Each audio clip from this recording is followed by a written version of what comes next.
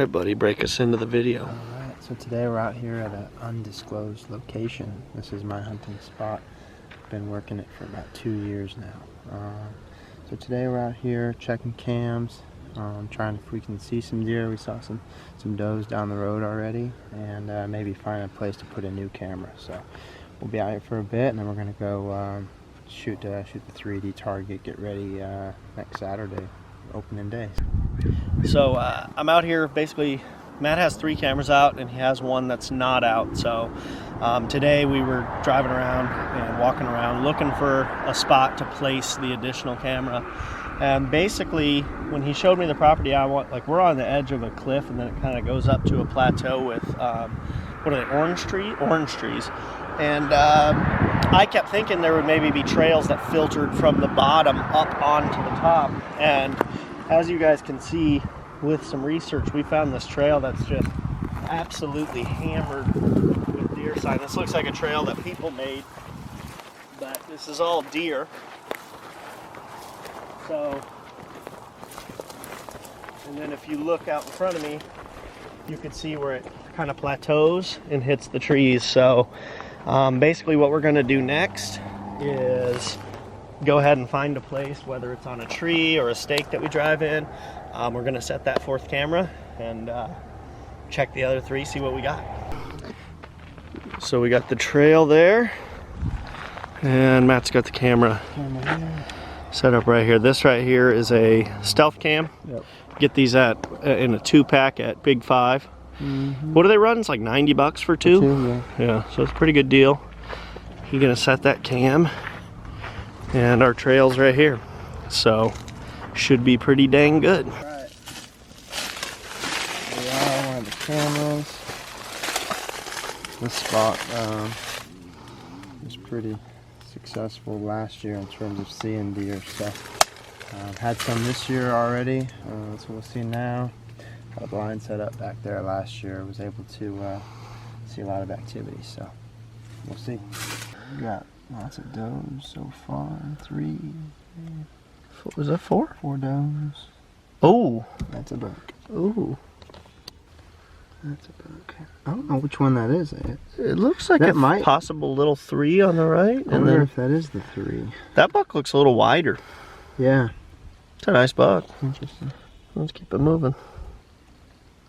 Ooh, There, nose down. dude, that's This is that same one, I think. Dude, and rut activity is way earlier this He's a year lot- than most. he's wider than the other ones I've seen. Tall, here. Not a lot too. of mass, and he looks like he maybe broke over there. Or nah, I think he's just like a little crab club. But look, at almost a little palmed. That's Yeah. that's one of the nicer bucks we've seen here. That's cool. Nice, dude. Definitely, All right. definitely on the hit list. Oh.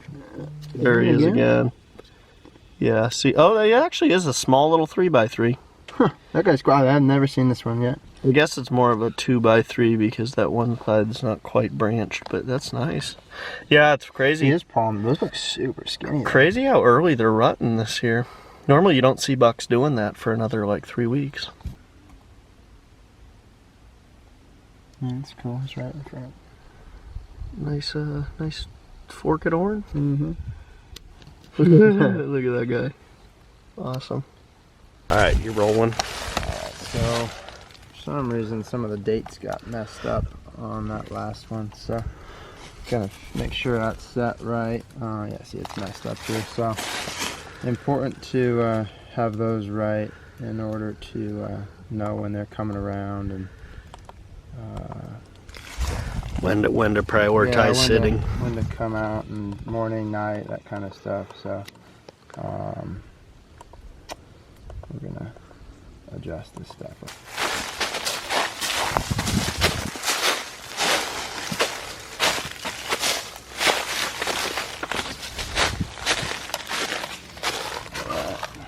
This is another part where I've seen them coming from that area of orange trees, coming across through here, and then moving that way. I've seen them here quite a bit. So, all right. Oh look, little coyote. Yeah. Oh, That's probably that. that's that forked horn. That forked horn. Nice little fork. Oop, little bobcat. No, that's a fox. Is it? Yeah. Yeah. Right. A gray fox. Yeah. Oh, what? Dude, that's a unit, bro. Look at that. Dang. Dude, that would be absolutely one heck of a first buck, bro. Wow. He's mature too. Yeah, he's big body. Little spike. Dude. When was this? 10:16 at 4:07 a.m. A couple days ago in the morning. Yeah.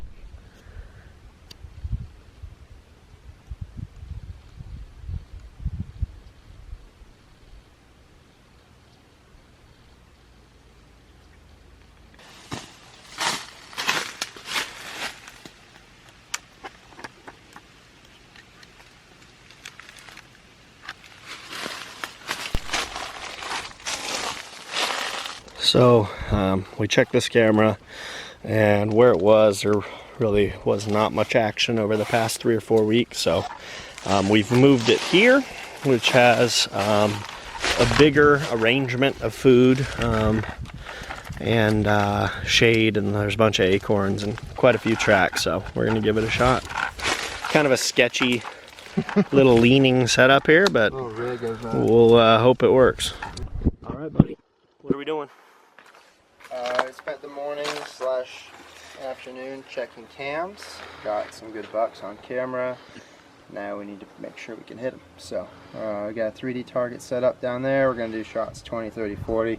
Blind won't be any further than that. So here we go. Practicing sitting down, since that'll be our shots out of the blind. Matt's got his duck chair. I got my duck blind chair. I've talked about it before, but I really like this style of chair. And let's see if we can put it on the money.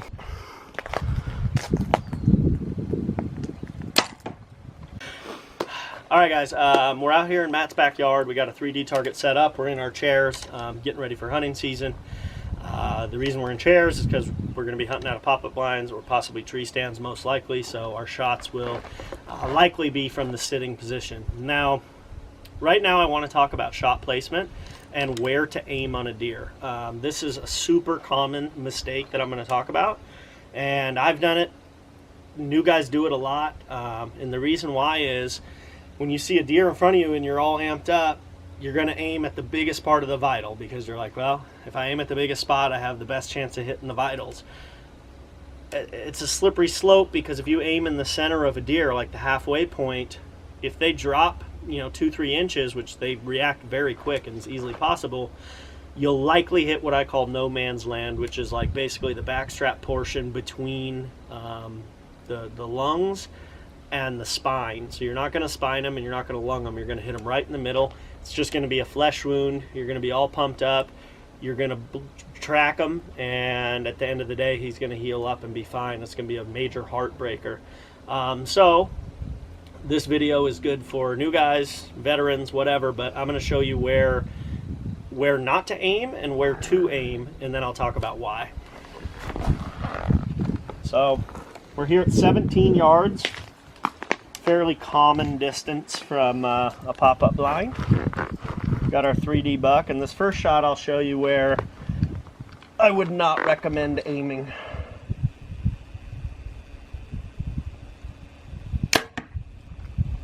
And then this second shot, I'm going to put it where I do think you should aim, and then we'll go up there and talk about why.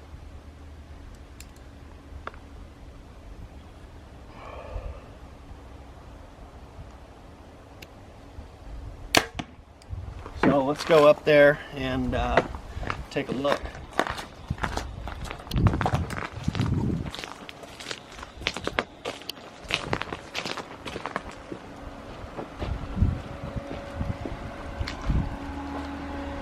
Okay, so as you guys know, I shoot 3D a lot, and I do a lot of 3D like tournaments.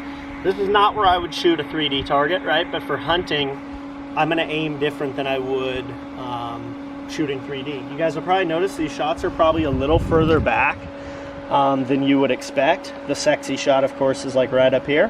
However, this shoulder in a deer, even our small local deer, that is a strong, strong bone.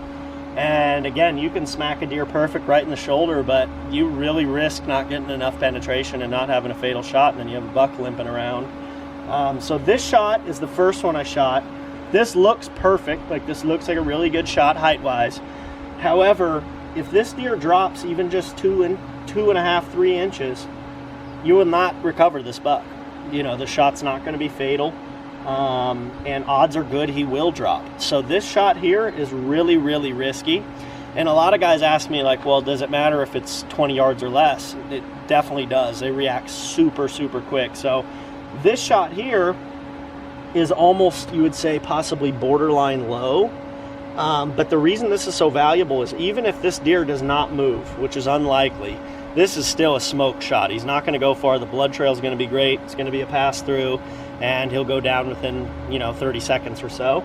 But if he does drop, I'm hitting him right here, which is still better than where this arrow is. So I always say to aim lower third, but if you look at this target, and obviously it depends on your shooting level, like a lower third is fine, more like up here. But if you're a really good shooter and you're confident, I would almost recommend aiming lower quarter, which this one is.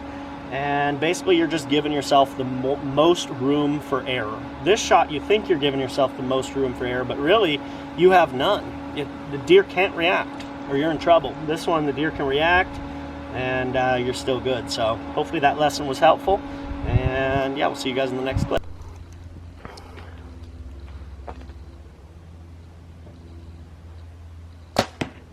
Whew. Perfect shot. See, guys, I mean, that's literally what I just was talking about. Perfect placement.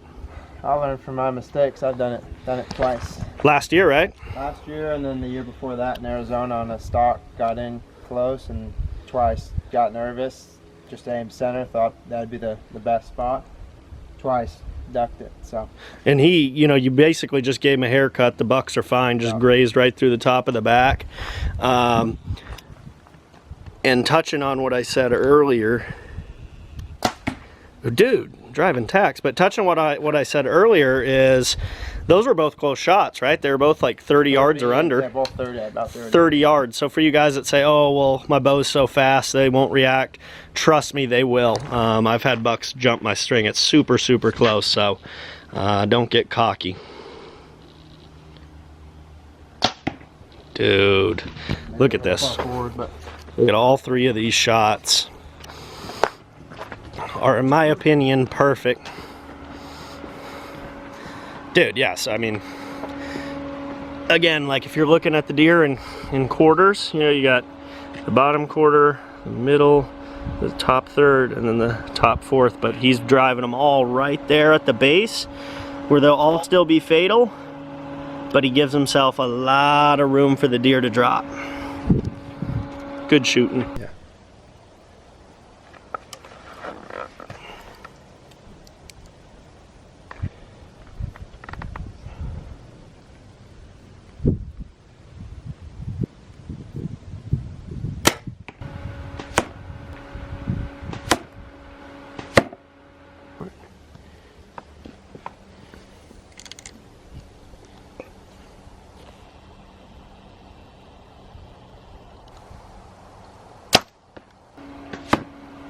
And it's on.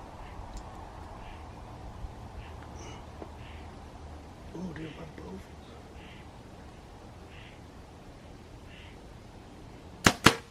bow. Lost money on that last one. All right, it's a pretty successful day. We got two new cameras placed. Feel good about both of those, but on the cameras we did already have out, deer look good. So got a couple more days before season starts, and then we'll be out there first thing on Saturday trying to get it done. So excited. It's looking good. The camera's looking good. A lot of activity. Some good shooter bucks. So see if we can get it done.